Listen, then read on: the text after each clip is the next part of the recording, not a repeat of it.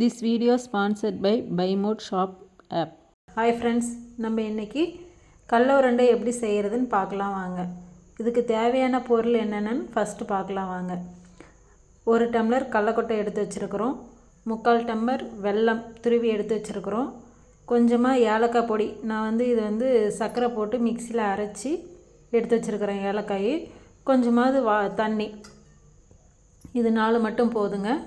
நம்ம இப்போ எப்படி செய்யலாம்னு பார்க்கலாம் வாங்க. ஃபர்ஸ்ட் கடலைக்கொட்டையை வறுத்து எடுத்துக்கலாம். வாணலில் கொட்டையை போட்டு வறுத்து எடுத்துக்கலாம் வாங்க. மிதமான சூட்டில் இதை வறுத்து எடுத்துக்கலாம், இல்லைன்னா தீஞ்சிடும், அப்புறம் நல்லா இருக்காது. அதனால் மிதமான சூட்டிலே கொட்டையை நல்லா வறுத்து எடுத்துக்கலாம் வாங்க.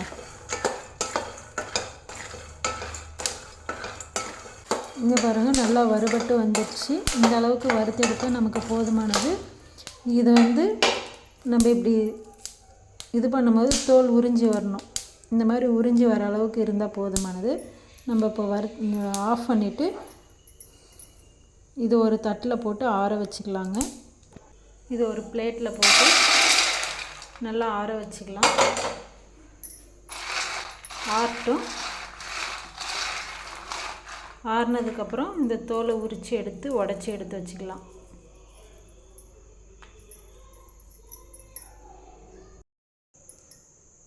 இப்போ பாருங்கள், நம்ம வறுத்த கொட்டையை தோலை நீக்கிட்டு 2 உடச்சி எடுத்து வந்து வச்சுருக்குறோம். இப்போ வெல்லத்தில் பாகு காசலாம் வாங்க.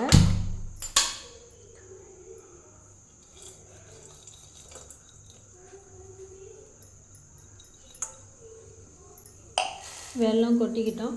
கட்டியாக இருந்தால் வெல்லம் கரையிறதுக்கு லேட் ஆகும். அதனால் இந்த மாதிரி துருவி எடுத்துக்கோங்க. லைட்டாக தண்ணி விட்டு, நிறைய தண்ணி சேர்த்துக்காதீங்க, கொஞ்சமாக தண்ணி விட்டு இந்த வெல்லத்தில் பாகு காசலாம் வாங்க.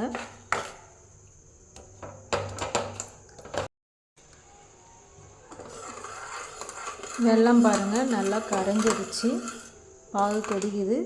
நம்ம இந்த பாகுலே ஏலக்காய் அரைச்சி வச்சோம் இல்லைங்களா, அந்த பொடியை கொட்டிடலாம்.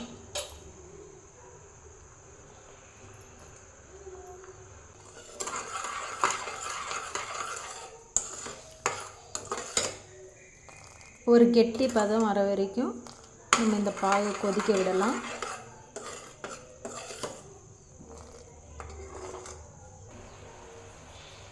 இங்கே பாருங்கள், நல்லா கொதிக்குது பாகு. இது எப்படி கெட்டி பதம் வந்துடுச்சுன்னு நம்ம எப்படி பார்க்குறதுன்னா, கொஞ்சமாக தண்ணியில் பாகு விட்டு அது கெட்டியாக இருக்குதான்னு பார்க்கணுங்க. இது கொதிக்கட்டுங்க. அதுக்கு முன்னாடி ஒரு தட்டில் நம்ம எண்ணெய்னா நெய்னா போட்டு எடுத்து வச்சுக்கலாம். நம்ம ஒரு தட்டில் எண்ணெய் அப்ளை பண்ணி எடுத்து வச்சுக்கலாம். பாவு நல்லா கொதிச்சிருச்சுங்க. இப்போ கொட்டையை கொட்டி நம்ம மிக்ஸ் பண்ணிக்கலாம்.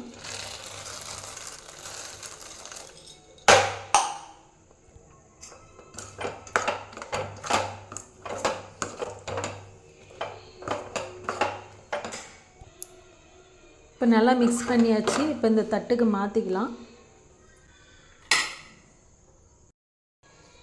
தட்டுக்கு மாற்றியாச்சு.